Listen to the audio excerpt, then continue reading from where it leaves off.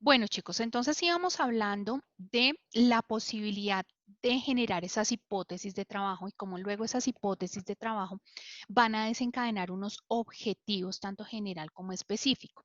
Entonces vamos a hablar un poquito de todas estas características con respecto a la metodología. Entonces, ¿qué es importante con respecto a la metodología de los trabajos? Por un lado, generar un tipo de investigación y que tengamos claro el diseño metodológico. Entonces, les pregunto, ¿es claro para ustedes qué es un diseño metodológico o quieren que paremos allí un momentico y hagamos como una explicación de esta parte?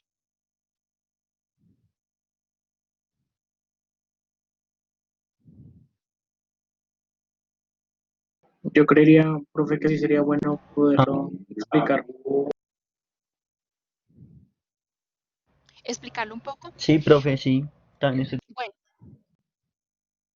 listo, perfecto. Bueno, entonces el diseño metodológico corresponde a la manera como nosotros planteamos el desarrollo de las actividades para darle respuesta a la hipótesis que planteamos. Entonces, en el caso, por ejemplo, de ingeniería, normalmente los documentos no llevan hipótesis de trabajo, es decir, en los modelos o en las plantillas no se exige una hipótesis de trabajo, mientras que en los trabajos de ciencias básicas sí se generan hipótesis mucho más evidentes y deben quedar claras en el documento porque la metodología y el diseño van a generar una respuesta y un modelo para el planteamiento de la respuesta y de los pasos en las diferentes etapas del diseño para generar esos resultados y esas conclusiones. Entonces, por ejemplo, el diseño metodológico tiene que ver mucho con el tipo de investigación del que nosotros estemos hablando. Entonces, hay dos tipos de investigación. Entonces, vamos a comenzar por allí. La primera son las técnicas investigativas descriptivas, es decir, nosotros vamos a tener dos corrientes grandes en las metodologías de la investigación. O nos vamos por un modelo cualitativo o nos vamos por un modelo cuantitativo. Y dependiendo de ese enfoque de la metodología, entonces vamos a tener diferentes métodos y diferentes herramientas para responder a esa inquietud o a esa pregunta de investigación.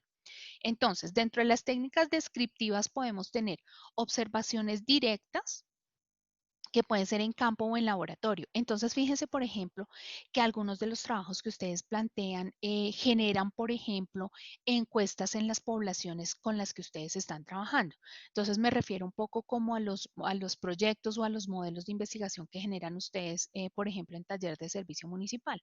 Entonces, en TSM ustedes hacen un acercamiento con la comunidad y ese acercamiento en algunos casos lleva, por ejemplo, entrevistas, bitácoras de campo, lleva encuestas, lleva un levantamiento de información con respecto a los componentes sociales de los proyectos y eso se hace a través de técnicas descriptivas.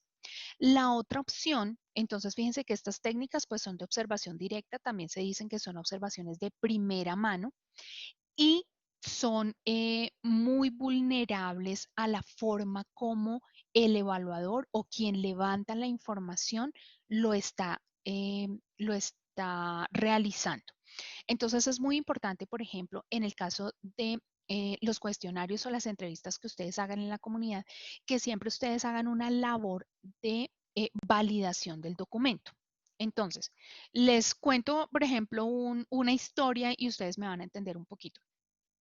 Supongamos que nosotros vamos a hacer el levantamiento de información en una comunidad indígena, pero resulta que para ellos, ellos no tienen muy claro qué es el grupo sanguíneo, ¿cierto? Entonces, por ejemplo, nosotros preguntamos en una encuesta tipo de sangre, ¿cierto? Entonces, si yo les pregunto tipo de sangre, ¿ustedes qué me contestan?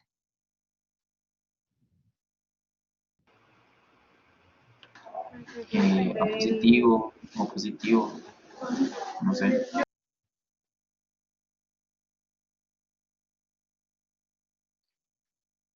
¿Perdón? Sería O porque el RH sería la parte positiva. Bueno, entonces fíjense que para ustedes es claro que hay un grupo sanguíneo y un factor RH. Pero llegado el momento, nosotros preguntamos a una comunidad tipo de sangre y nos colocaron como respuesta roja. Entonces, ¿dónde creen ustedes que estuvo el error en la formulación de esa pregunta? ¿Qué pudo haber pasado para que la respuesta no sea la información que yo busco? No haber entendido el contexto de la comunidad. Exactamente, no tener un conocimiento de la concepción antropológica, ¿cierto? Y social de la comunidad. Entonces, para ellos, por ejemplo, la sangre pues tiene una representación divina y bueno, tiene una gran cantidad de contextos allí que no les permite a ellos pensar ni en grupo sanguíneo ni en RH. Para ellos dentro de su concepción cultural no está. Entonces, si tú le preguntas, lo primero que ellos van a responder es lo que tienen en su cabeza desde su cultura. Entonces, es muy interesante que siempre haya un proceso de validación de las preguntas. ¿Listo? Les voy a colocar acá en el chat para que lo tengan en cuenta. Bueno, en el caso de los estudios de caso, entonces, por ejemplo, supongamos que alguien va a hacer un análisis puntual en un lugar específico. Me refiero, por ejemplo, vamos a hacer un análisis de los impactos ambientales de la minería en un sitio específico en Antioquia, por ejemplo. ¿Sí? Entonces, ¿cuáles serían las herramientas descriptivas que ustedes utilizarían para ese estudio de caso? A ver, los escucho.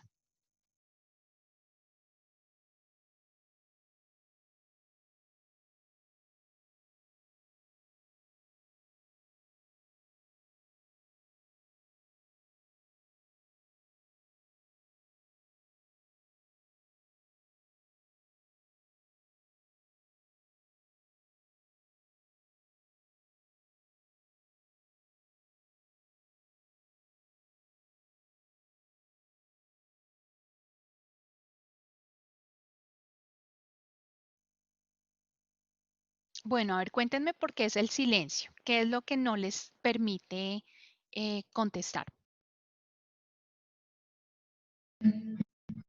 Pues, profe, quizás sea como el tipo de contaminación, digamos, tipo de metal que vamos a estudiar o si vamos a estudiar la carga contaminante total. Creería que eso es como una observación directa, ¿no? Bueno, entonces, por ejemplo, tendrías que escoger qué metodología. Por ejemplo, si es en un lugar muy apartado y no tienes la opción de hacer visitas de campo o hacer pruebas de laboratorio, lo tendrías que hacer a través de unas entrevistas o unos cuestionarios para las personas que puedan estar allá, ¿cierto? Sí, pero entonces eso sería más como el estudio o bueno, el impacto que tiene directamente hacia una sociedad, ¿no? O sea, sería un punto del impacto ambiental. Claro, exactamente. Ujú, Ok. sí.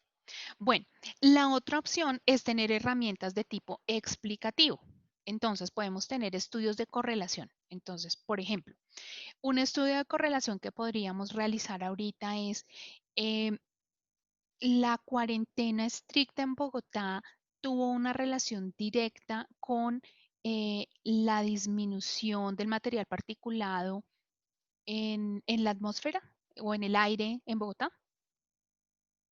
Mucho, creo que el ambiente, mejor dicho, el clima, el aire cambió demasiado. Ujú. Ahorita ya, pues, desafortunadamente volvimos a lo mismo de antes, Exacto. pero sí, sí fue un beneficio muy grande que, que trajo esa consecuencia del COVID hacia el medio ambiente. Creo que en todo el mundo quizás. Exacto.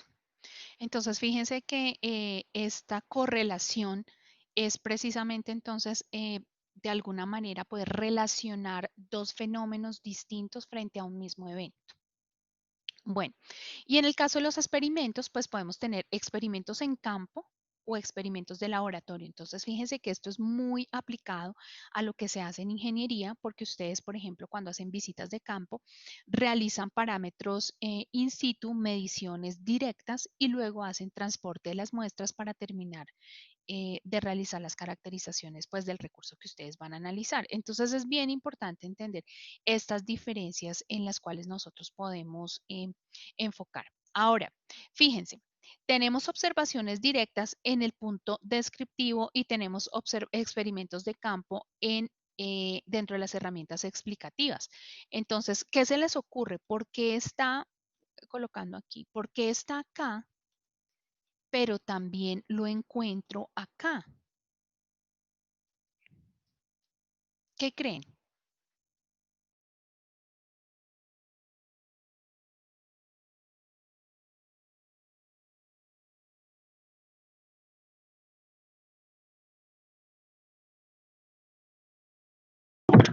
Yo creería que las de las técnicas descriptivas es para mirar qué, como qué sucede, y el de las explicativas es para determinar por qué. Sí, puede ser. Ujú. O en las primeras para, de alguna manera, hacer una caracterización del fenómeno y luego entender cuáles son las razones de por qué se llegó a ese estado. Bueno, muy bien. Ahora vamos a hablar un poquito de esos enfoques de la metodología. Entonces, como les decía, hay un enfoque de tipo cuantitativo y hay un enfoque de tipo cualitativo.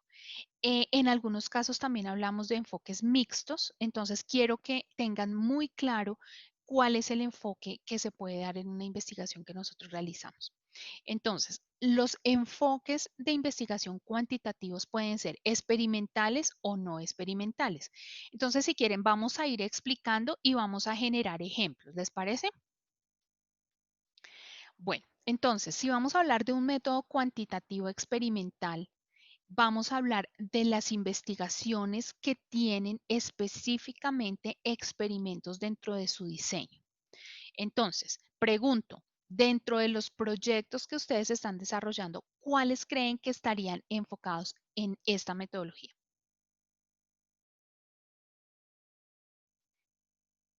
A ver, levanten la mano. Solamente los que están haciendo investigaciones cuantitativas experimentales.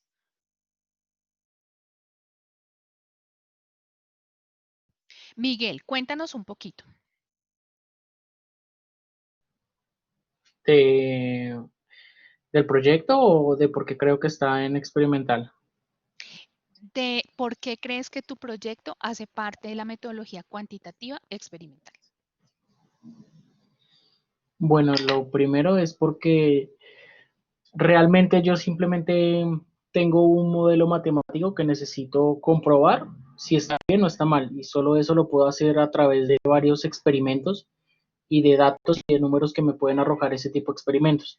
Entonces, realmente el proyecto en sí no tengo una respuesta al principio de saber si sí o no el resultado, simplemente me toca a mí analizar qué me arrojan los experimentos. Entonces, por eso digo que está en cuantitativo y experimental. Listo, ok, no importa los resultados, no importa cuál sea el resultado, porque luego en el análisis de los resultados y en las conclusiones, tú vas a analizar si validas o no la hipótesis inicial. O sea, eso significa que si nosotros hacemos una investigación cuantitativa, no siempre vamos a obtener lo que nosotros esperamos. De hecho, también la ciencia avanza así con pues descubriendo algo que no estaba inicialmente programado. Entonces, muy bien tu ejemplo. ¿Quién más? ¿Quién más está allí?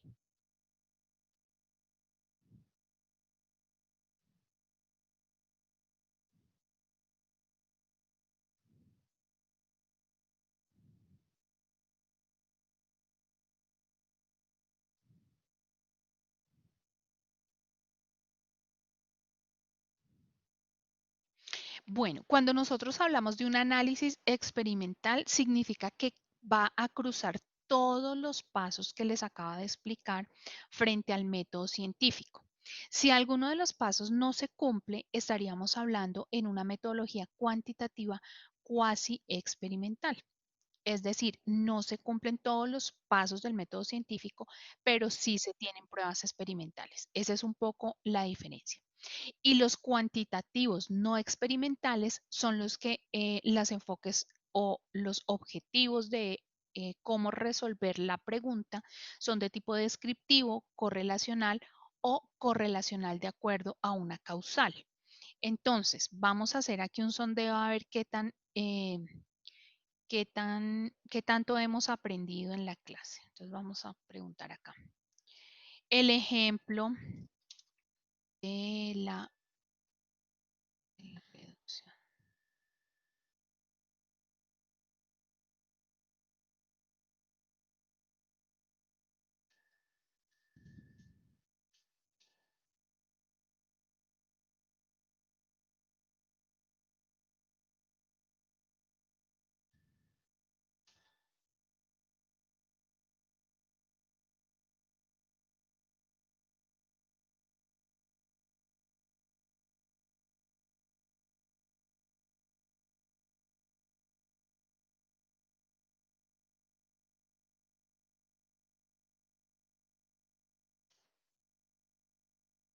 Listo, chicos, se fue la pregunta. Los leo.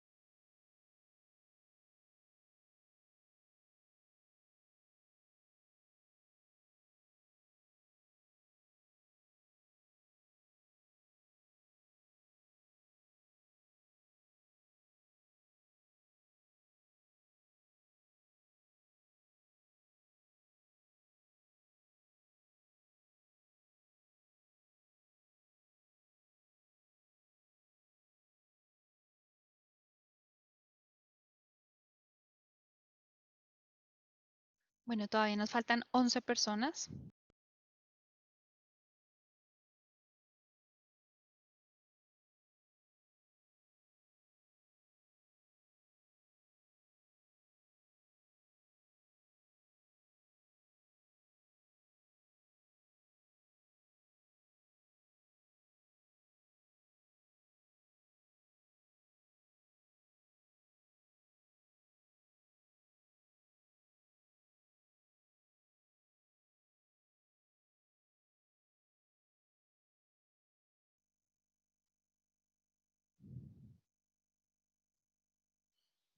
Bueno, vamos terminando. Nos faltan 4 personas y estamos empatados.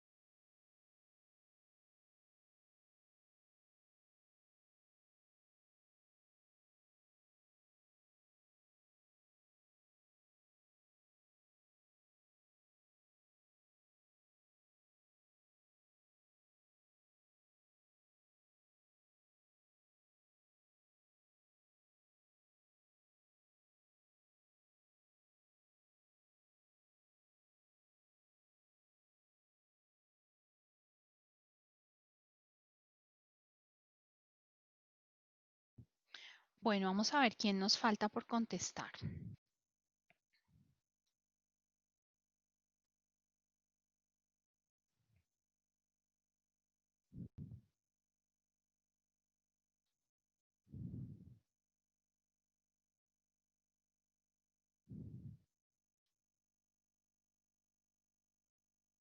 Bueno, solo nos falta una persona.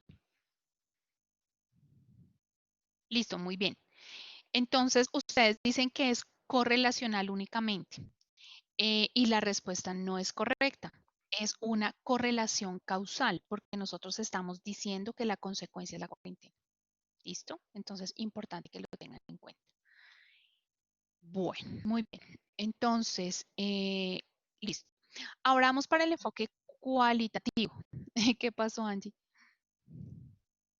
No, nada, profe, que creo que sí respondí esa. No sé si toca hacer algo más, pero pues yo leí esa opción. No, no, no, Que solo pues, eso.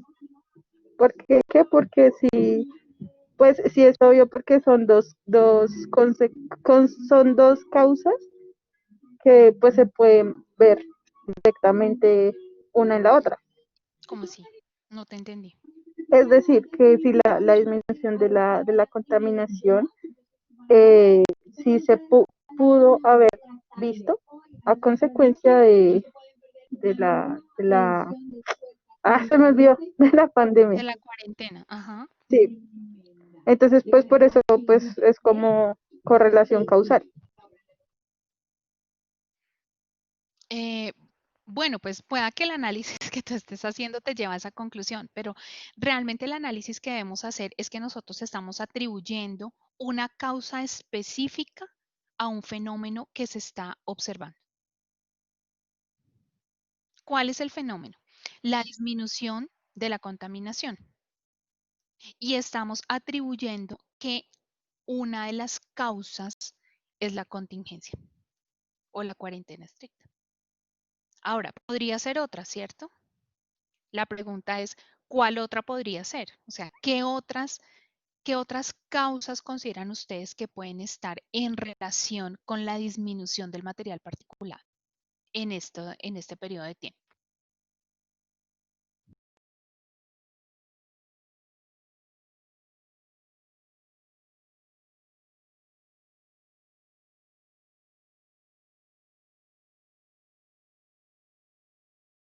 Fenómenos atmosféricos. Bueno, pero por ejemplo, ¿a qué te refieres específicamente? ¿Qué tipos como de fenómenos atmosféricos podrían atribuirse a esa disminución? Bueno, no es el caso puntual de lo que pasó, pero pues, se puede ver a vientos, por ejemplo, un aumento en la velocidad de los vientos, que normalmente pasa Ujú. en esta época. Sí. También se puede ver a una variación en la temperatura media.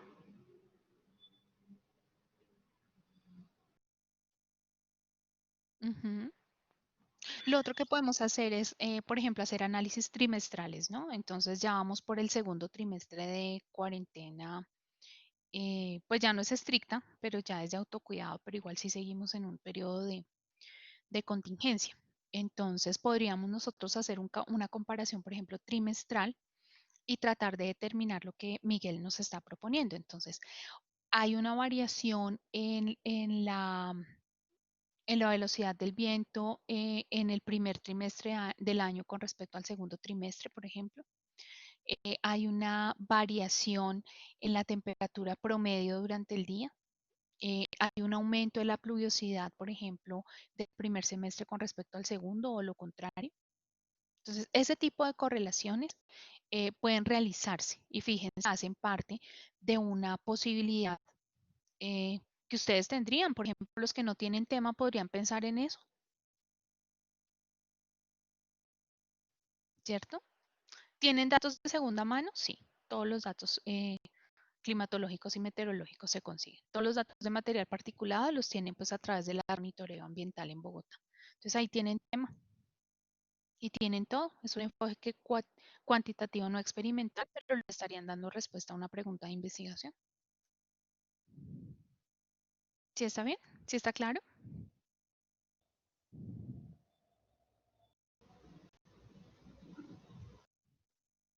Bueno, hablemos entonces ahora del enfoque cualitativo.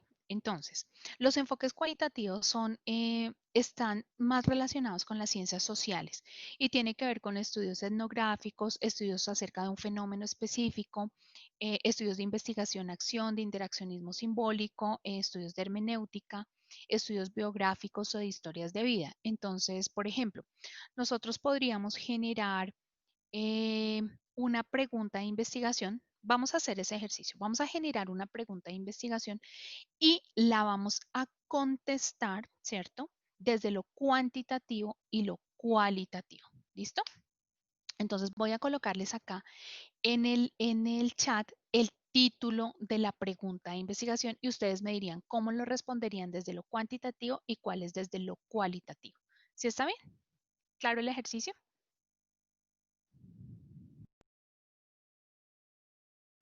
Sí, señora. Sí, profe.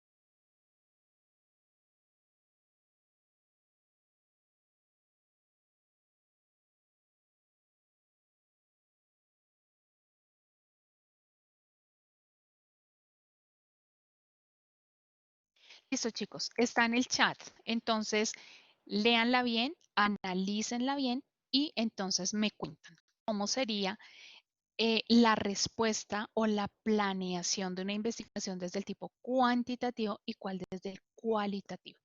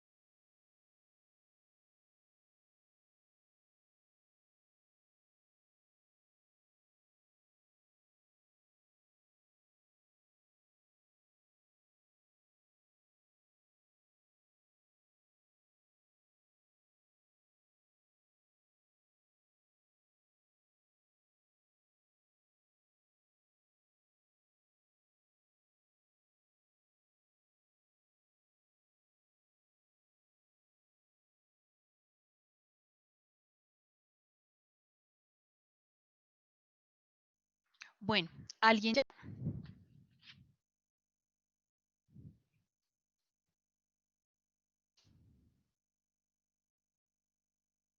Dime, Noemi. Pues creo que no sé, digo, de pronto cuantitativamente sería como cuánto pesa, cuánto mide, de qué color es el cabello.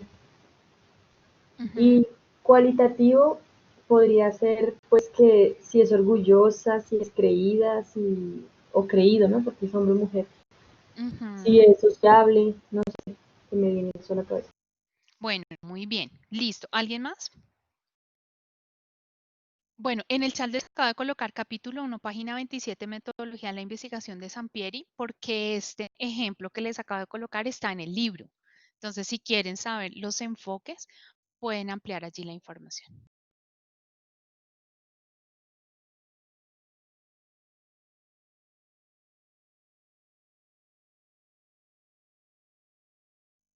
Bueno, ¿quién más quiere opinar?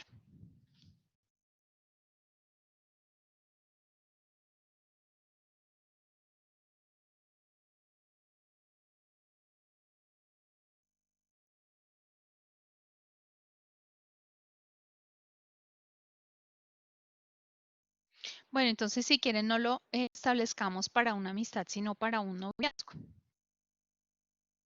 A ver, cambiemos un poco esa parte, a ver cómo nos va.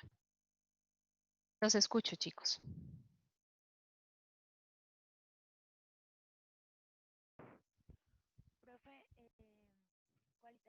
Te escucho súper bajito, Vanessa.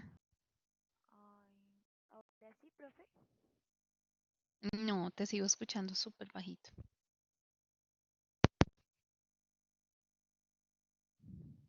A ver, intenta nuevamente. Ahora sí, profe. Un poco mejor, cuéntame. Pues no sé si de pronto cualitativamente se podría plantear como la fórmula, o sea, como la formulación de encuestas o algo así, pues para determinar, digamos, la percepción que tiene la gente ¿Mm? sobre la pregunta. Bueno, muy bien. Entonces sería ese un enfoque, ¿cuál? ¿Cuantitativo o cualitativo? ¿Qué tipo? Cualitativo. ¿Qué tipo de cualitativo? Am, como investigación. Pero investigación-acción. Sí, porque Porque se plantea, se plantea las estrategias, digamos, de acción de entrevistas, no, ¿no?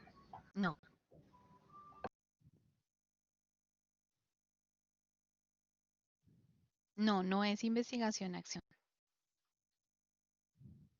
Porque fíjate que estamos hablando de percepción. Si yo hablo de una percepción, estoy hablando de un estudio etnográfico. Puede cambiar si tú haces un estudio etnográfico, por ejemplo, en Colombia o lo haces en un país europeo. ¿Crees que cambie?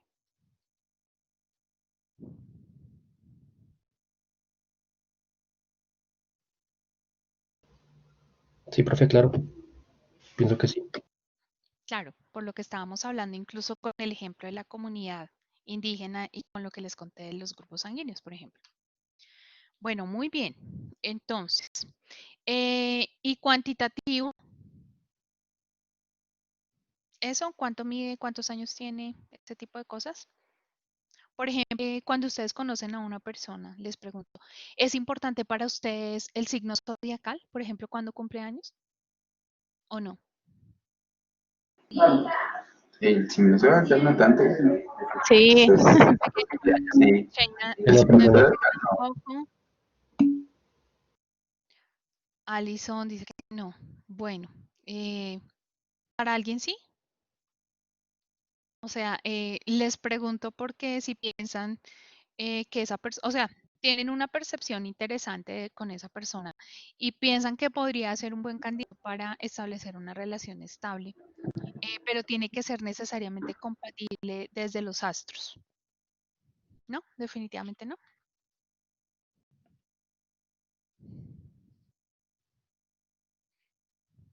Bueno, pero por ejemplo, para ustedes es importante que sea de la misma edad o tiene que ser mayor o puede ser menor.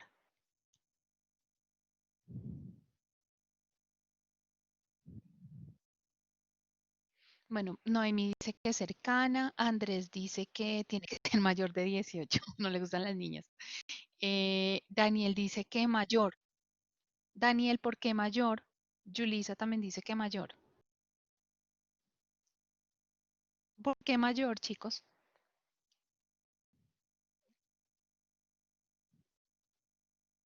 Bueno, Natalia también dice que mayor. Lina también que mayor. Mayor, pero no tanto. Bueno, entonces aquí podríamos generar otra pregunta.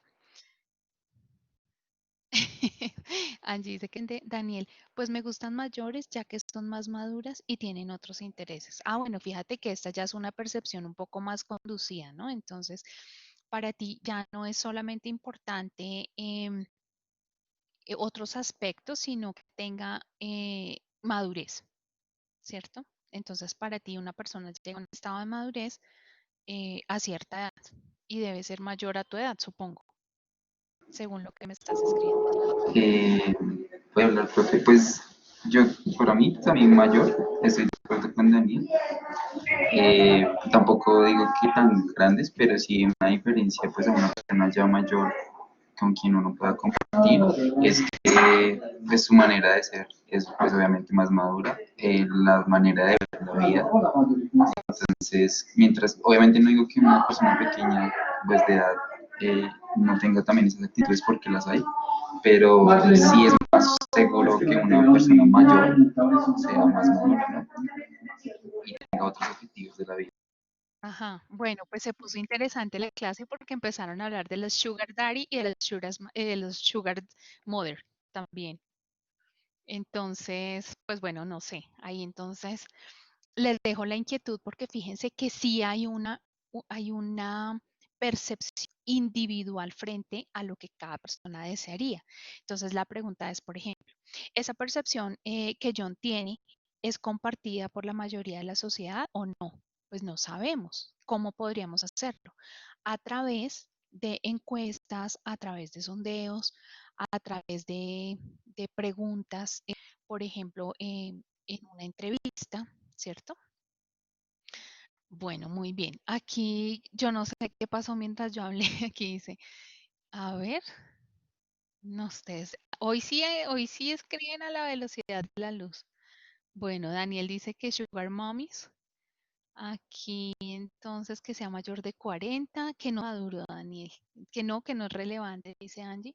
Y Daniel dice, jaja, Vanessa, estás molestando. No soy interesado, pero sí me gustan mayores. Bueno, entonces fíjense que sí hay como un código social que en últimas genera una percepción frente a, a la edad que ustedes establecerían para una relación estable, ¿no? Entonces que ya cambiamos un poco la condición de la pregunta, ya no estábamos hablando de con quién establecería una amistad, sino con quién establecería una relación más estable. Bueno, claro, entonces los enfoques creo que es súper claro. ¿Sí? Bueno, entonces voy a leerles un poquito qué dice el libro respecto a este ejemplo. Entonces dice, una joven al reflexionar acerca del noviazgo puede preguntarse, ¿qué aspectos influyen para que un hombre y una mujer tengan una relación cordial y satisfactoria para ambos?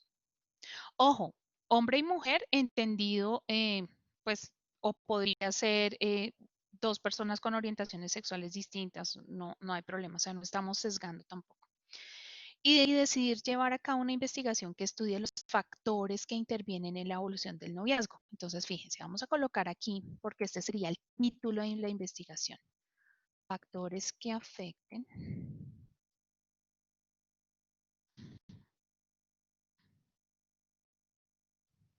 No, perdón, factores que intervienen. Para los que están leyendo de pronto en el libro, como les digo, es la 27. Factores que intervienen en la...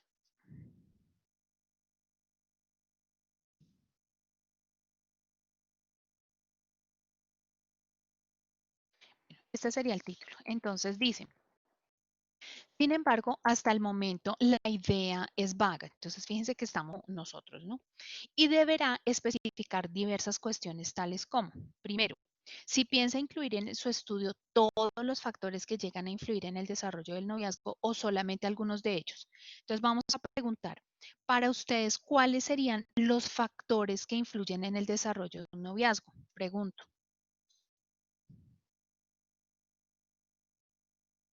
Ah, bueno, voy a colocarlo aquí en una pizarra en blanco más fácil. Profe, ¿puedes repetir la pregunta, por favor? Bueno, entonces fíjate que estamos haciendo un estudio para determinar los factores que intervienen en la evolución de un noviazgo. Y ahora, entonces, vamos a tratar de buscar los factores que influyen en el desarrollo de ese noviazgo.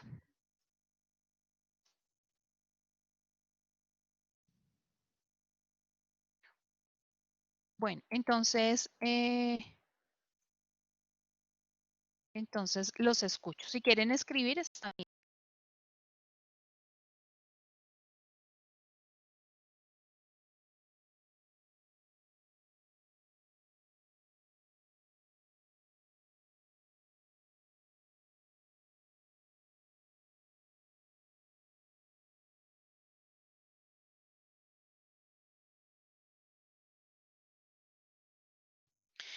Bueno, chicos, entonces miren que ustedes han colocado varias cosas allí. Si quieren, pueden colocar ustedes en el tablero, ustedes mismos pueden escribir.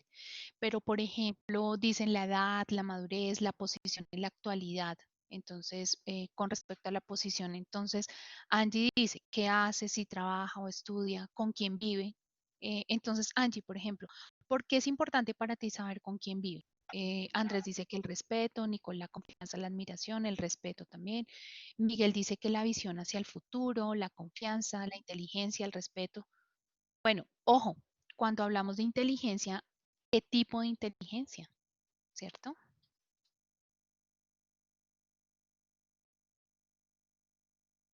Bueno, muy bien. Entonces, chicos, ahí estaría bien. Ahora, otra opción que nosotros podemos determinar es si se va a concentrar en personas de cierta edad o de varias edades. Ah, bueno, Angie dice porque eso determina el círculo social de la persona. Bueno, muy bien. Listo. Ahora, hay otra orientación, otro factor importante que sería concentrarse en personas de cierta edad o de varias edades. Entonces, ¿ustedes creen, por ejemplo, que uno podría hacer un estudio de percepción por grupo etario, por ejemplo? ¿Sí? O sea, ¿va a ser distinta la percepción dependiendo la edad? Profe, yo creería que no, porque yo conozco personas que tienen cierta edad, pueden estar por encima de los 30 y siguen siendo literalmente o sea, personas muy inmaduras en muchos aspectos, como puedo conocer personas de 22, 20, 30, 20 y tantos añitos y son más maduras que alguien de 30 años o más.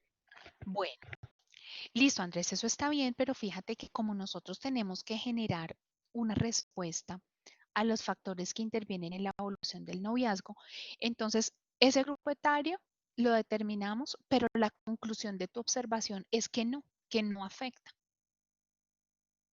¿Sí está bien? Entonces lo Sí, considero, señor. pero luego en el desarrollo de tu investigación terminas concluyendo que no es importante. ¿Sí está bien? Sí, sí, profe. Bueno, ahora vamos con lo más importante con respecto a la orientación. Lo voy a colocar aquí en otro colorcito, en verde. Aquí, la orientación de la investigación.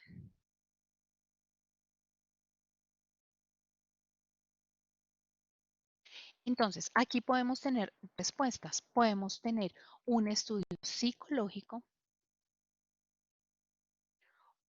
o también podemos tener un estudio sociológico.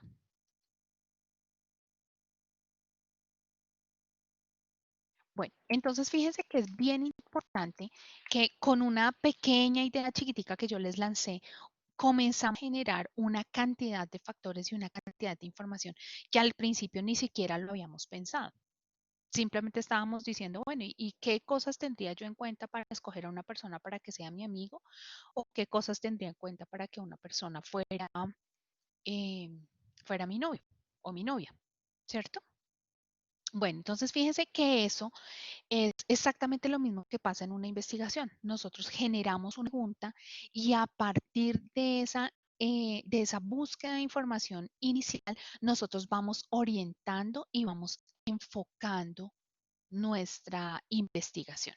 Entonces es bien importante que lo primero que se haga después de generar el tema de investigación es saber el tipo de investigación al que nosotros nos vamos a dar, es decir, si lo vamos a hacer con una metodología cualitativa o con una metodología cuantitativa. Bueno, entonces, ¿hasta acá vamos bien, chicos? ¿Preguntas hasta acá? ¿O todo bien?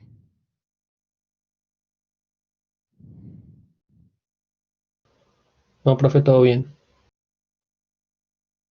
Bueno, entonces vamos acá, ¿cierto? Listo. Entonces ahora vamos a ver este mapa conceptual donde tenemos la explicación de esos dos enfoques importantes de la investigación, de la metodología de la investigación. Entonces, quiero pedirle el favor a que lea, ¿sí? Para que no hagamos la clase como tan monótona, que no sea siempre la que yo lea. Entonces, ¿quién quiere? ¿Quién se anima? Vamos a leer primero la parte cualitativa en esta partecita gris y vamos a ir explicando. ¿Listo? Entonces, ¿quién quiere leer? ¿Sí, profe? Listo, Joel, dale. Dice, ventajas. Datos ricos y profundos. El investigador interactúa con los sujetos que estudia. Se limita a preguntar. Se puede incorporar hallazgos que no se habían previsto. Contextualiza el fenómeno. Abundancia interpretativa.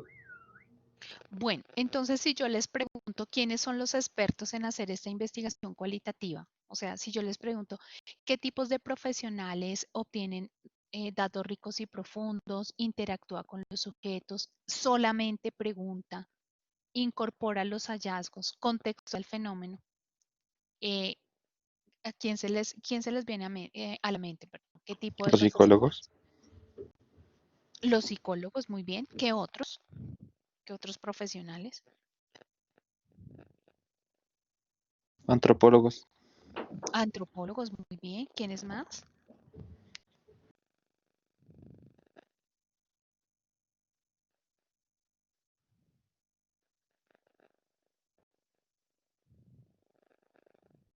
Bueno, ¿a alguien se le ocurre un periodista?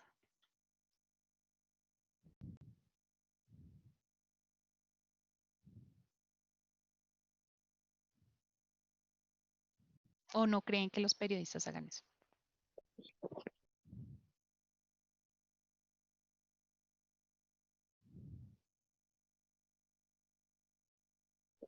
Pues yo pensaría que un periodista debería hacer eso, Exactamente.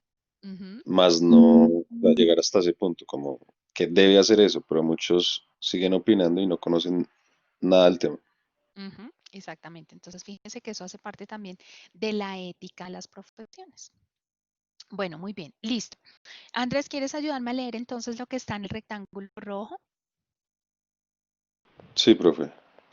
Características. Inductiva, sí, en ese orden. Inductiva, método de recolección de datos, no se especifica previamente. Estudios a pequeña escala que solo se representan a sí mismos. Is- Y holística, el fenómeno como un todo. La base está en la en la intuición, perdón. Principalmente genera teorías e hipótesis. Listo, ojo con esto porque fíjense que no por el hecho de ser una investigación cualitativa no se generan teorías y no se generan hipótesis. Entonces, esto es algo bien interesante porque independiente de cuál de los dos enfoques tenga la metodología, siempre vamos a estar respondiendo una hipótesis. ¿Listo? Bueno, gracias, Andrés.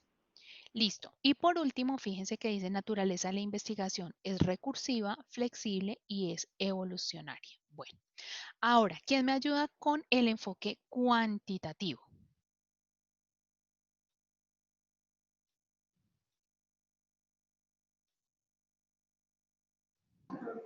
Bueno, pues sería inductiva.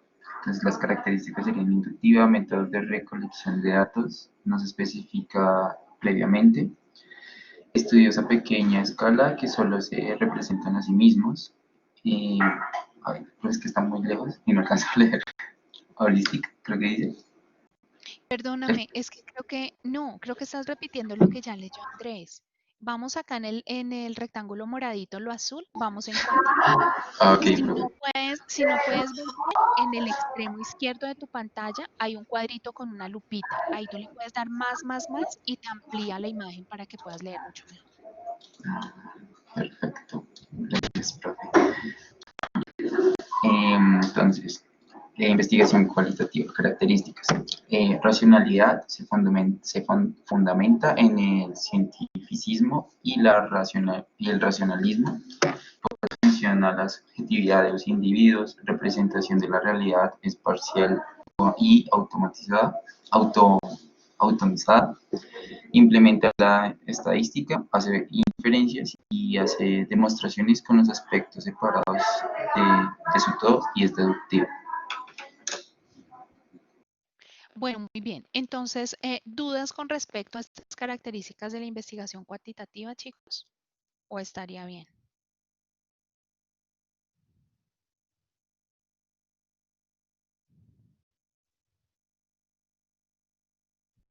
Todo muy bien, profe. Bueno, muy bien. Ahora entonces vamos a leer lo último, que serían las ventajas de esta investigación cuantitativa. Entonces, ¿quién me quiere ayudar? Es esta partecita roja de acá.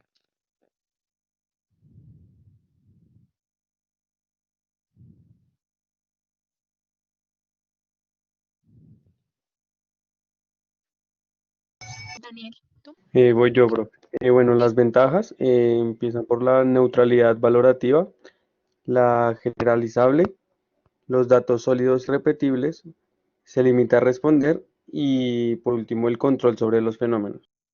Listo, chicos. Acá hay algo bien, bien importante, por favor, para recalcar y es la neutralidad valorativa. Entonces, ojo con esto porque en algunos casos, por ejemplo, en los estudios de impacto ambiental es muy importante que quienes valoren sean neutros en esa valoración, porque ustedes saben perfectamente que en esas matrices, ¿cierto? Cuando se establecen los rangos de evaluación, dependen muchísimo de quien esté evaluando. Entonces debe tener una neutralidad valorativa de manera que esa investigación cuantitativa no pierda validez. Bueno, claro acá entonces, ¿listo? ¿Podemos seguir? Sí, señor. Listo. Ahora entonces viene algo importante y es qué documentación o qué fuente de información puedo referenciar en cada uno de los enfoques. Entonces, fíjense que vamos a tener diferentes fuentes de información. Por un lado tenemos las bibliográficas, tenemos las iconográficas, tenemos las digitales y es importante entender, por ejemplo, que podemos utilizar medios impresos, proyectables, medios digitales, medios locales, medios en línea, ¿cierto? Entonces, ahorita, por ejemplo, nosotros estamos inmersos en un trabajo completamente virtual, donde los recursos de bibliotecas digitales, de bases de datos, de incluso repositorios digitales de las unidades o de las bases de datos de las diferentes revistas científicas son como las principales fuentes bibliográficas que nosotros estamos consultando. Sin embargo, fíjense que no son las únicas.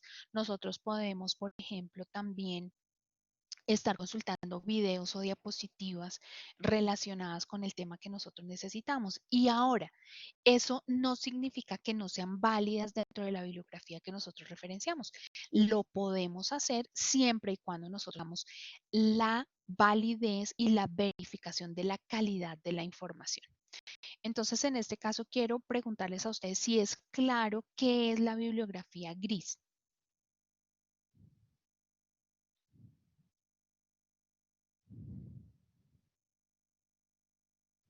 A ver, ¿quién sabe algo de la bibliografía gris?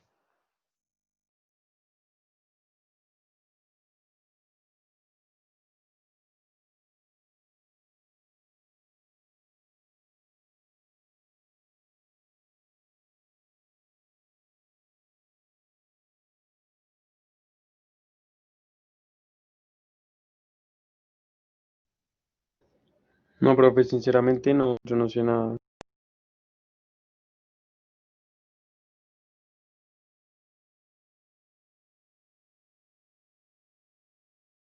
Bueno, no hay problema. Entonces, chicos, miren, la bibliografía gris es la bibliografía que nosotros podemos consultar básicamente de manera digital, pero que no tiene validez científica. Entonces, es bien importante que nosotros tengamos el filtro necesario para poder determinar la calidad de la información que nosotros estamos consultando. Por ejemplo, el ejemplo típico de una bibliografía gris es este. ¿Sí? Cuando nosotros consultamos Wikipedia, no significa que esté mal. No, lo que sucede es que Wikipedia es una página donde la edición de la información no necesariamente tiene el filtro necesario para validarla.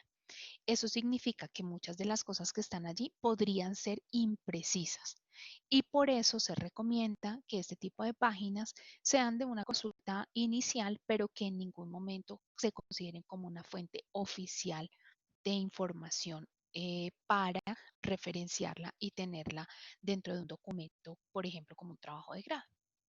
¿Listo? Bueno, muy bien. Profe, yo Entonces, quería decir una cosa. sí. Dime. Es que muchas veces en Wikipedia, abajo aparecen las referencias, entonces uno se podría guiar de esas referencias y buscar documentos oficiales. Esa es una muy buena opción. Entonces, tú haces un acercamiento, ¿cierto? Lees algo, pues, muy general y luego te vas en las fuentes que están referenciadas. Entonces, no significa que no se pueda consultar. Claro que se puede consultar, pero entonces, ojo, porque es bien importante que nosotros tengamos, de alguna manera, el criterio para poder decidir si la información es válida o no. ¿Listo? Y eso es algo bien importante porque a veces nos damos cuenta que podemos leer y podemos caer en errores garrafales dentro de la investigación precisamente por no tener la consulta específica de las fuentes que realmente nos generan información válida y certera. ¿Listo? Entonces eso es bien, bien importante. Lo tengan en cuenta. Bueno, hasta aquí, bien, ¿cómo vamos?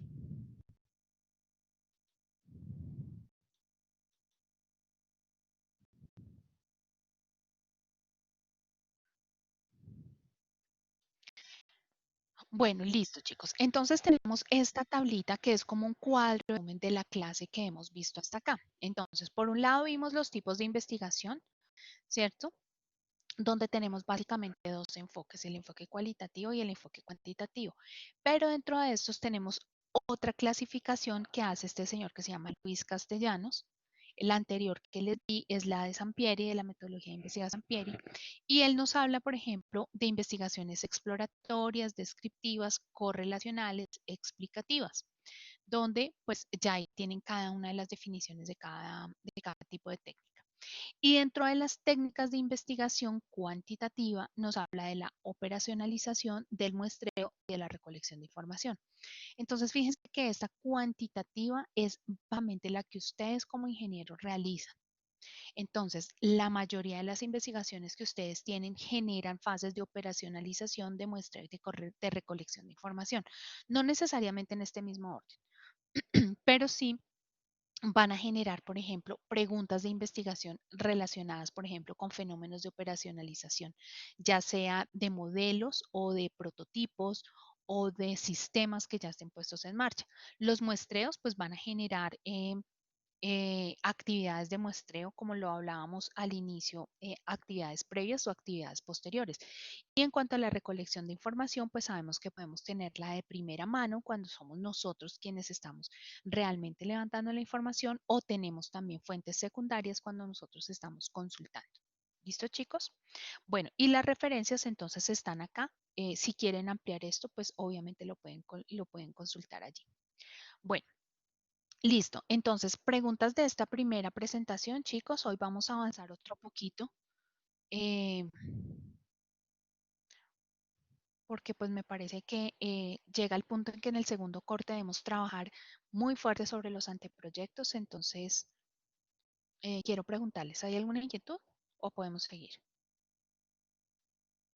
No, profe, por mi parte no. Bueno, listo. Con respecto entonces a la solución de lo del noviazgo, entonces, como les digo, pueden leerlo en el capítulo de cómo se originan las investigaciones cuantitativas, cualitativas o mixtas en el libro de metodología de la investigación. Entonces ahí pueden leer específicamente cómo avanza un poco el ejemplo. Bueno, ya estoy cargando las diapositivas de anteproyecto para que las veamos y podamos avanzar también un poco en esto. Bueno, chicos, entonces vamos a ver un poco el formato de anteproyecto que deben diligenciar. Lo primero, pues entonces, tener en cuenta el acuerdo de las modalidades de grado. Entonces, recuerden que nosotros ya hicimos un poco un barrido de las principales cosas que hay con respecto a la modalidad de grado. Frente al protocolo, creo que no hemos generado como una explicación como tal, pero quisiera preguntarles si para todos es claro cuál es el protocolo o si hay dudas puntuales frente a este protocolo. Acá.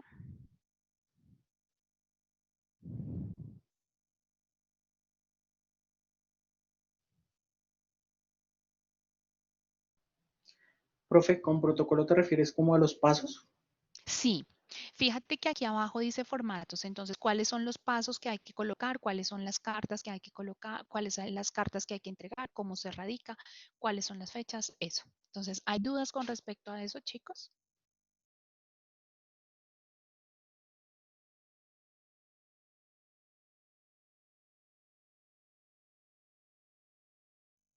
Bueno, entonces aquí hay un comentario, me dice, Alison me dice, no es claro, profe, ¿lo podías explicar, por favor, en general? Listo, muy bien, chicos. Sí, profe, sería bueno.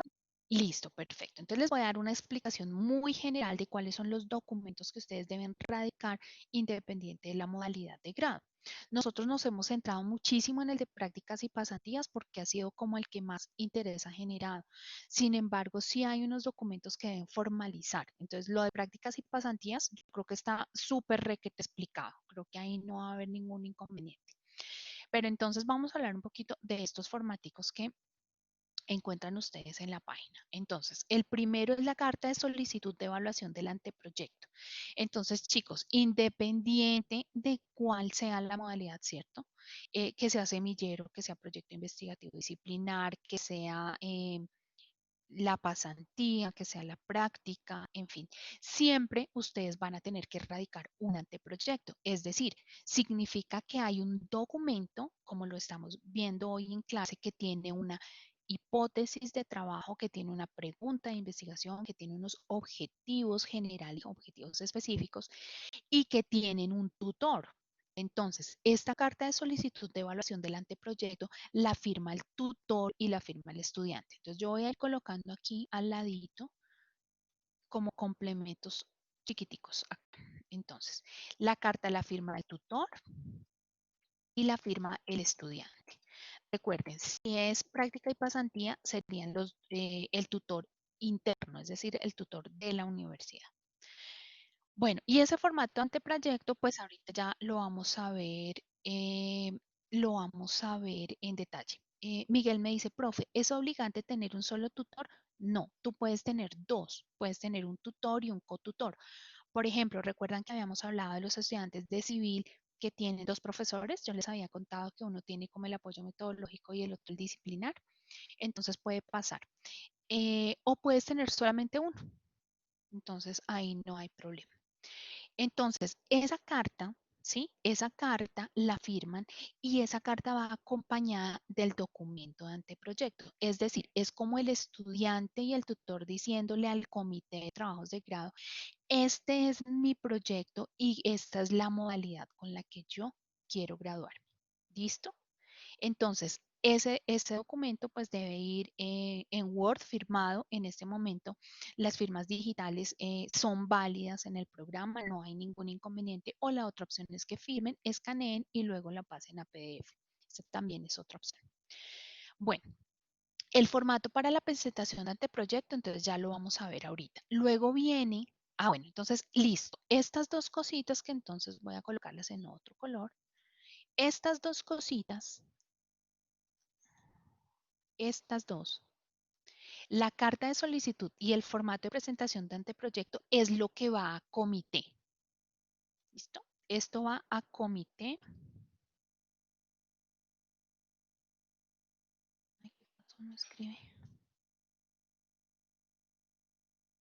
¿Están viendo la pantalla, chicos?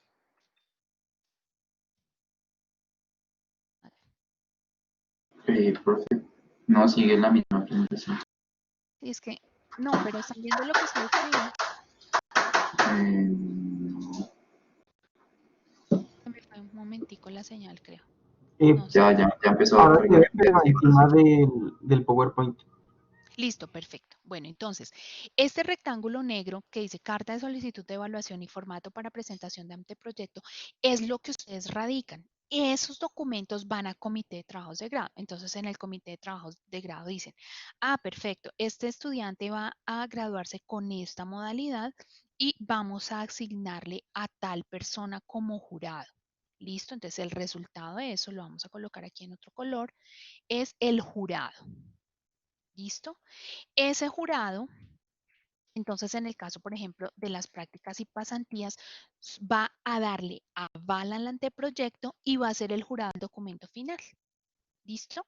En el caso de los anteproyectos, en la mayoría de los casos se trata de mantener que el mismo jurado de anteproyecto sea el mismo jurado de proyecto. Ahora, hay cosas que pasan y no es el mismo. ¿Por qué? Que el profesor se pensionó, que tiene mucho trabajo, muchos trabajos asignados justo para el mes del comité, que de pronto deciden que sea una persona distinta porque, por ejemplo, es un documento para doble programa. Bueno, eso puede pasar.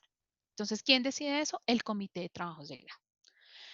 Bueno, entonces listo, pasa todo eso, les llega el correo, les dicen listo, el jurado es tal persona, esa persona tiene un tiempo específico de lectura, que son 15 días, y luego de eso viene la sustentación del anteproyecto. ¿Listo? Entonces, esta sustentación del anteproyecto es exclusiva para la modalidad de proyecto disciplinar, investigativo disciplinar, es decir, una tesis normal. Ahora, ese día de la sustentación, que dura 20 minutos, entonces van a firmar un formato de evaluación de anteproyecto. Ojo, chicos, con este formato. Entonces, voy a explicar un poquito este formato de evaluación de anteproyecto. Es un formato cualitativo, es decir, aprueba o no aprueba, aprueba, modifica o reprueba. La idea es que el formato debe estar firmado con aprobado en todos los ítems. Y la recomendación es que ustedes guarden una copia firmada de ese formato. ¿Listo? Entonces, después de que el jurado les dice su documento es aprobado y firma y se envía, listo, ustedes tienen vía libre para desarrollar el trabajo. ¿Qué pasa si en la sustentación alguien les dice que que se modifica o que se reprueba? Entonces, no hay una nueva sustentación, pero sí hay un tiempo límite para que ustedes como estudiantes generen los cambios en el documento que fueron solicitados por el jurado el día de la sustentación. Ojo, hasta el día de la sustentación el jurado les dice, chicos, este título no es, esta pregunta no es, este objetivo no es, la metodología no corresponde. Antes de ese tiempo no reciben ustedes ni comentarios ni modificaciones en el documento. ¿Claro hasta acá, chicos? Profe, una duda. ¿Dónde se consigue ese formato? Eso está en la página. Todo está en la página. Porque es que hoy precisamente sustentamos nuestro anteproyecto, pero no encontramos el formato de evaluación. No encontraste, es un Excel.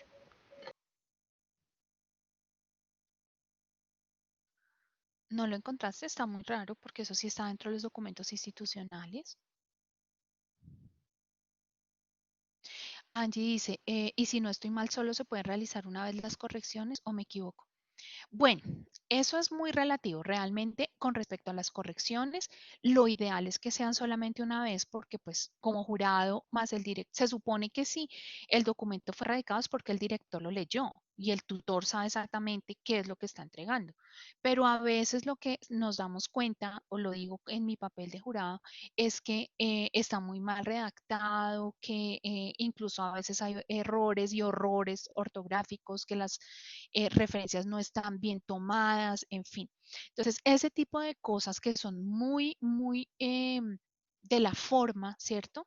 Pues no hay problema, pero si las correcciones son de fondo, pues sí es muy importante que se hagan solamente una vez. No es que un día yo digo, no es que hoy mi objetivo general es este. Y 15 días después le escribo al jurado, ay no, qué pena, profe, es que ahora yo no voy a hacer eso, sino que voy a hacer otra cosa. Entonces, pues no, la idea es que lo que se radique, eso es. Bueno, muy bien, chicos. Listo. Entonces ya pasa todo eso, ustedes aprueban su proyecto, comienzan a trabajar y viene una cosa importante que está acá, que es el formato para seguimiento del trabajo de grado. Entonces, ese formato de seguimiento del trabajo de grado es la bitácora, es decir, es un formato donde ustedes como estudiantes firman y su director también. Entonces, cada vez que se ven, cada vez que se escriben, cada vez que se reúnen específicamente para revisar la evolución de su trabajo, los datos, en fin, hay que firmar esa bitácora. Y esa bitácora se adjunta cuando se va a radicar el trabajo de grado. Entonces, fíjense que algunos son como un poco laxos y son un poco despreocupados, porque esa es la palabra, con respecto al diligenciamiento de este seguimiento. Y entonces después es, ay no, profe, yo no tengo bitácora, entonces no. Y se empiezan a generar los problemas, porque aún sabiendo que tienen que hacerlo, no lo hacen. Entonces, fíjense que es muy sencillo. Ustedes tienen una hojita, van diciendo cuáles son los compromisos, la fecha de la próxima reunión, firman ustedes, firma el jurado y listo.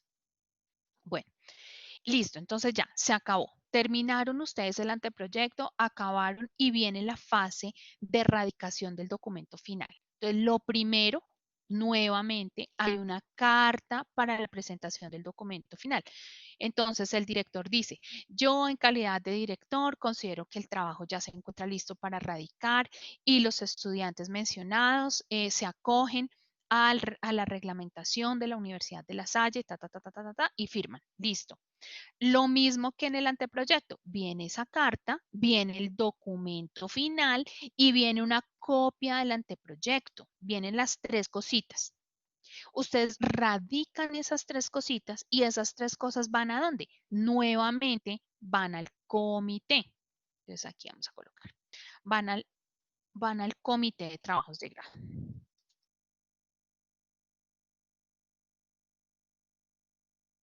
Y en el comité que revisan, listo, este chico tiene todos los requisitos, tiene todo, y entonces vamos a mirar quién fue el jurado anteproyecto. Ah, listo, fue el profesor fulanito, listo. El profe fulanito tiene tiempo para evaluar este proyecto, listo. Entonces va a ser el jurado del trabajo final. Noemí, dime. Profe, una pregunta. O sea, uno presenta esa carta igual que la del anteproyecto junto con la copia del documento final y el formato para evaluación, pero ese No, formato para el no. documento. A ver, más despacio, más despacio, más despacio. Otra vez, ¿qué radicas? La carta, el documento final de anteproyecto. Cuando yo les digo documento final de anteproyecto, significa después de las correcciones que ustedes debieron hacer y que aprobó el jurado y el director. Listo, esa última versión, más la versión del documento final. ¿Cuántas cosas son ahí? 3. Yo no estoy diciendo del formato de evaluación en ningún momento. Solamente estoy mencionando la carta, el anteproyecto y el documento final. ¿Claro? Profe, pero discúlpame, o sea, eso todavía es del anteproyecto. No, señora. No. Mira. Aquí dice, carta para la presentación del documento final.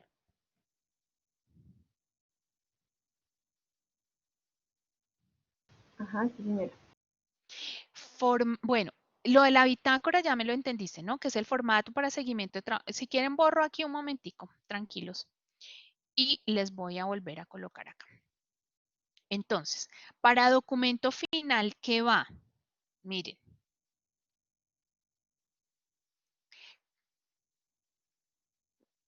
Ay, esperen, se me fue acá. Acá, va. Formato del seguimiento y carta para presentación del documento final. ¿Listo? Y el anteproyecto. ¿Clarísimo? Sí, señora. El formato de evaluación es para el día de la sustentación.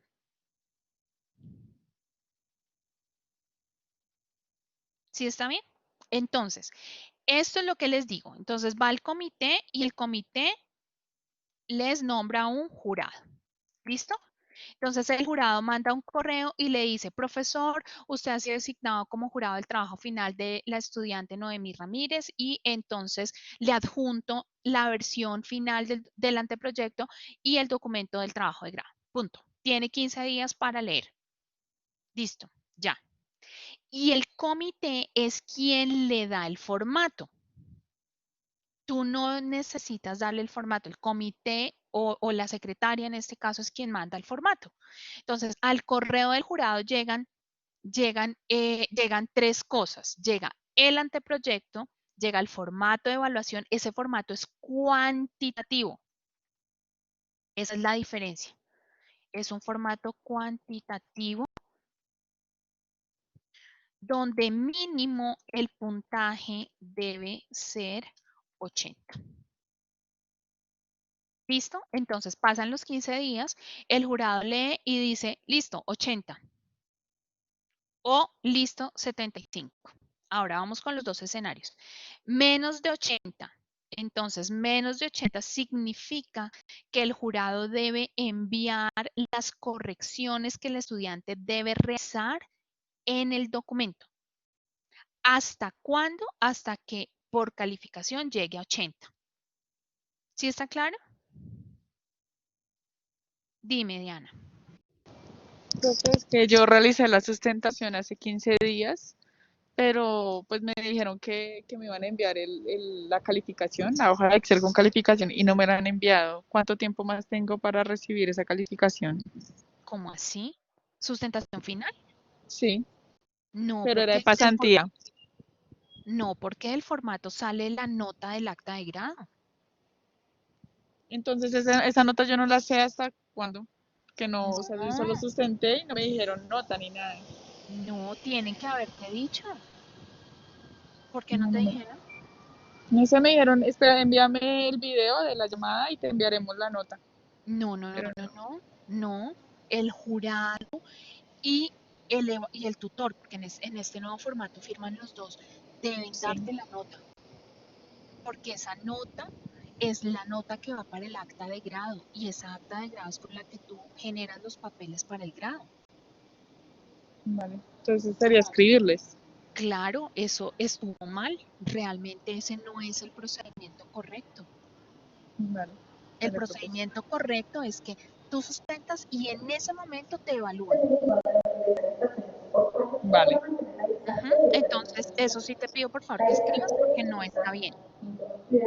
vale. Muchas gracias. Bueno, listo, chicos. Entonces, ¿bien hasta ahí? Bueno, listo. Estamos en el escenario. 80 puntos. Listo, perfecto. Ahora viene una carta que se llama la carta de las 6 firmas, ¿cierto? Entonces, ¿por qué 6 firmas? Entonces les voy a contar. 2 son los estudiantes, generalmente. El director o el tutor, bueno, voy a colocar aquí el director del trabajo de grado. Es una firma. En general, director del trabajo de grado, una firma. Y el otro es el asistente académico. En este caso, el ingeniero Galindo. Esta carta, ¿sí? Debe quedar radicada antes de la sustentación. ¿Por qué? Porque esa carta dice que el documento ha sido verificado, aprobado y que no es sujeto de modificaciones ni de correcciones. Quiero en eso ser muy crítica. Sin esta carta no hay sustentación. ¿Por qué? Porque se supone que un documento que tiene evaluación de 80 puntos no necesita modificaciones. Si necesita modificaciones, el jurado debe calificar por debajo de 80. ¿Claro para todos esos chicos?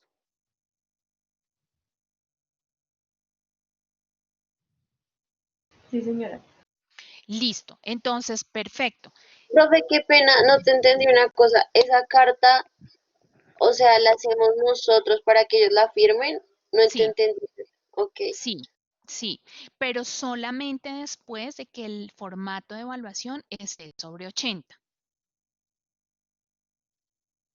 ¿Listo? Listo, profe. Y la carta dice, el documento no, o sea, yo como director del trabajo de grado de la estudiante Tatiana Camargo en modalidad de pasantía que hizo el trabajo titulado ha sido aprobado, no necesita modificaciones y está autorizada para sustentar. Listo, perfecto. Nos fuimos para la sustentación. Listo, llegó entonces la sustentación. ¿Qué pasa en la sustentación? Deben tener el documento de evaluación de los 80 puntos. ¿Por qué? Porque ese formato, espérenme un segundo, es que no sé si lo tengo acá en esta presentación.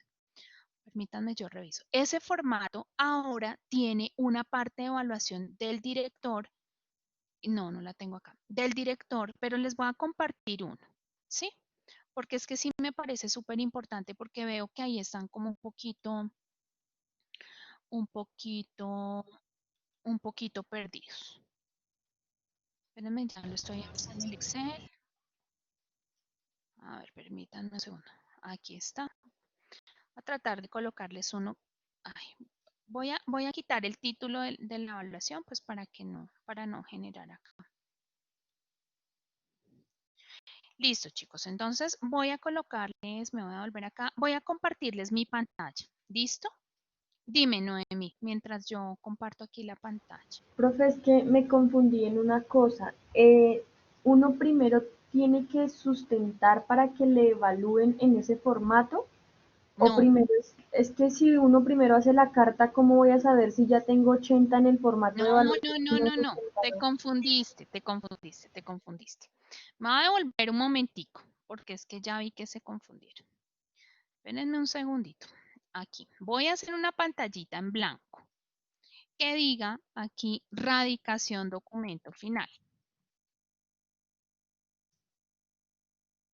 Listo. Entonces, ¿qué necesito para radicar? La bitácora. Ya sabemos cuál es la bitácora, ¿cierto? Donde el profesor dice, me vi con la estudiante 4 veces al mes, 5 veces al año, bueno, no sé, lo que sea. Viene la carta de aprobación del documento para radicar.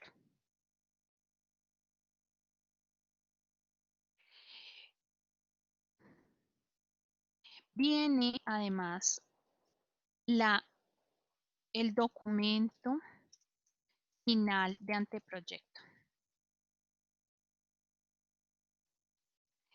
Y viene el documento final de proyecto, el documento de proyecto, el documento final de trabajo de grado. Ahora, ustedes me preguntarán, profe, pero ¿por qué yo tengo que volver a llenar, por qué tengo que volver a enviar el documento final de anteproyecto? Porque como jurado yo debo revisar que los objetivos, el título y la metodología que se aprobaron en la sustentación del anteproyecto son las mismas que se desarrollaron en el trabajo de grado. Entonces, que si acá dijeron que iban a hacer una encuesta, en el trabajo final debo tener el resultado de la encuesta.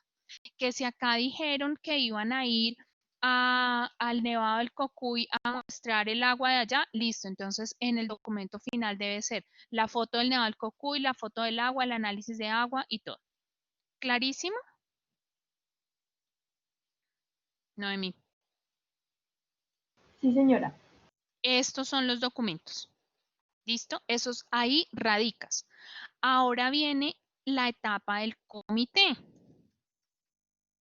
¿El comité qué hace? Evalúa y asigna un jurado.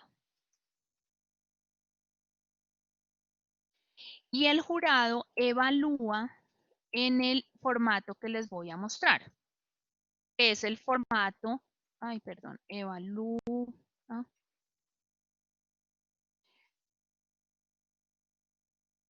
Entonces, mínimo los 80 puntos para aprobar. Ya les expliqué cómo es eso de los puntos, ¿sí? ¿Clarísimo? Y luego viene la fase de la sustentación. Previo a la sustentación, o sea, para que la sustentación se dé, debe haber una carta, que es la carta de las 6 firmas. Esa se llama la carta de autorización de sustentación. Entre paréntesis les voy a colocar acá 6 firmas. Ya vieron en el chat cómo es eso de las firmas. ¿Sí? Chicos, ¿todo el mundo? Listo. Y en la sustentación, esperen, me voy a colocar esto acá para que les quede bien ordenadito. Igual ahí les queda en el link de la grabación para que no haya problema. Y en la sustentación, ¿qué se hace? Entonces, se completa, ya les voy a colocar el formato de Excel. Y, bueno, ese es uno. Y el otro es el acta de grado, que es lo que se me hace raro ahorita de lo que me preguntaron. Entonces, esto es inmediato. Esto pasa en la sustentación. Ahora, con esa acta de grado, ¿cuál es el paso siguiente? La radicación de papeles para grado. ¿Listo? Hasta ahí preguntas, Noemí. ¿Ya quedaste más claro? Ahora sí me quedó claro. ¿Ahora sí? Sí, señora, gracias. Listo, perfecto. Ahora sí nos vamos para este Excel. ¿Están viendo, chicos?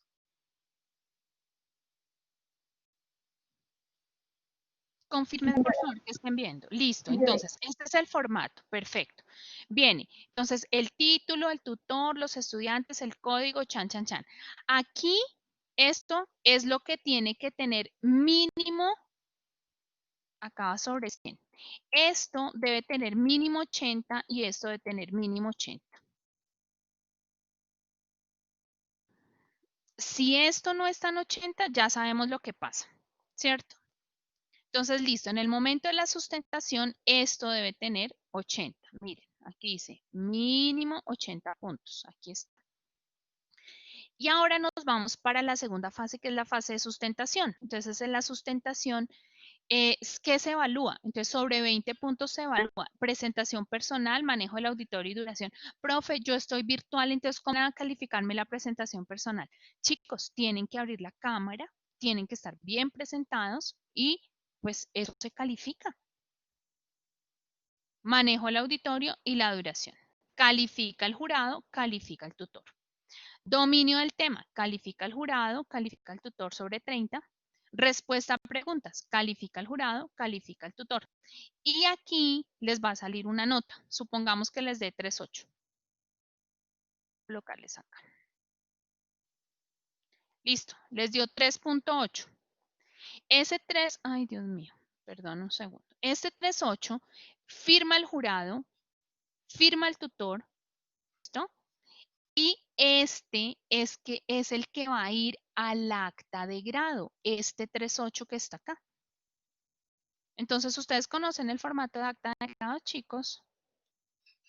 No, señora. Espérenme a ver.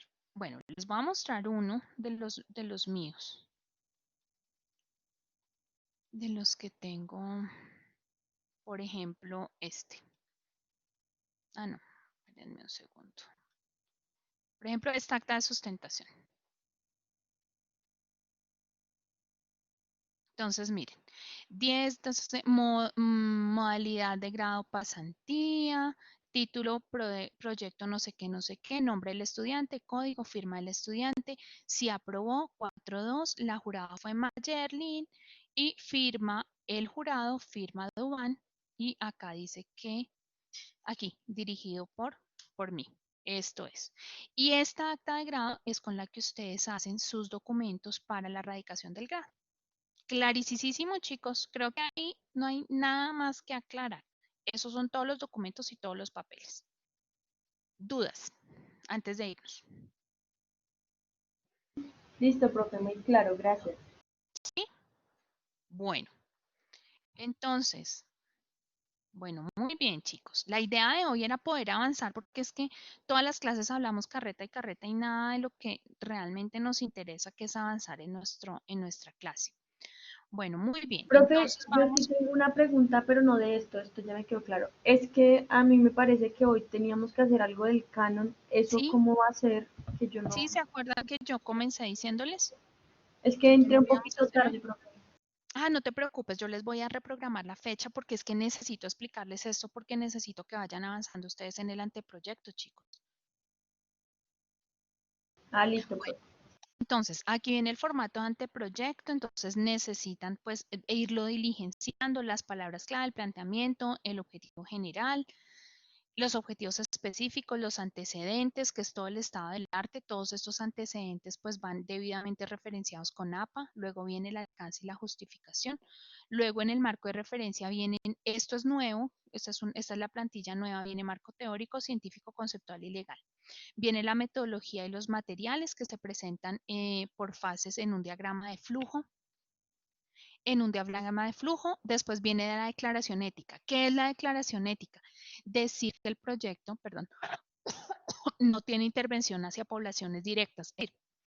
Esta declaración ética, por ejemplo, es como para los estudiantes de optometría o de veterinaria, que van a hacer toma de muestras en los ojos de los pacientes. Entonces, los pacientes pues deben tener un consentimiento informado y decir que sí están de acuerdo a que las muestricas de los ojos sean analizadas para los trabajos. O en el caso de veterinaria, entonces las mascotas, los gatos, los perros, los caballos, en fin. Bueno, los caballos también son mascotas a veces para algunas personas. Bueno, el 12 dice posibles impactos ambientales y sociales, entonces es lo que puede suceder con respecto al desarrollo de su proyecto de investigación. Viene el resumen ejecutivo y por último vienen las fuentes bibliográficas, libros, revistas y cibergrafía, al cual como se los expliqué hoy. Por último, viene, bueno, si tienen anexos, y por último viene el cronograma y el presupuesto. Ese cronograma y presupuesto, el cronograma se hace en Project y el presupuesto, pues acá hay diferentes ítems que ustedes deben colocar. Con respecto a tutor, asesor, tesista, eso tiene unos valores, entonces es súper importante que ustedes organicen esos valores con su director de trabajo de grado. Viene el tema de infraestructura, viáticos, transporte, bueno, en fin, todo lo que ustedes deban incluir dentro de su dentro de su anteproyecto, y esto es lo que se radica en el comité y es lo que necesitamos que vayan avanzando. Entonces, vamos a revisar las fechas porque resulta que ustedes deben ir trabajando en este avance de documento porque para el 9 de octubre van a tener que exponerlo. ¿Listo? Entonces, súper importante. Para la próxima semana tenemos diseño metodológico y experimental. Entonces, fíjense que ustedes ya deben estar avanzando. Ese documento está en el aula. No sé, Miguel. Es la plantilla de anteproyecto. Déjame un momentico, reviso. No estoy segura si la tengo acá, pero si no, espérenme un momentico. La anteproyecto sí se encuentra en la página, la que no se encuentra es la del proyecto final. Es que no hay plantilla de documento final. El documento final se hace con una modalidad libre. Cada uno escoge el estilo. Por eso no hay. Yo les coloqué una en el aula virtual, pues que es como la que yo les sugiero, pero pues igual eso es muy libre. Eso lo definen entre el director y el estudiante. Bueno, clarísimo, chicos. ¿Estamos bien? ¿Sí? Sí, Listo, señora. muy bien. Señor, Perfecto, listo. Eso significa que el 25 de septiembre ustedes deben estar trabajando sobre el diseño metodológico y experimental de su propuesta de trabajo de grado. ¿Listo? Entonces, creo que no hay más preguntas por hoy, ¿o sí?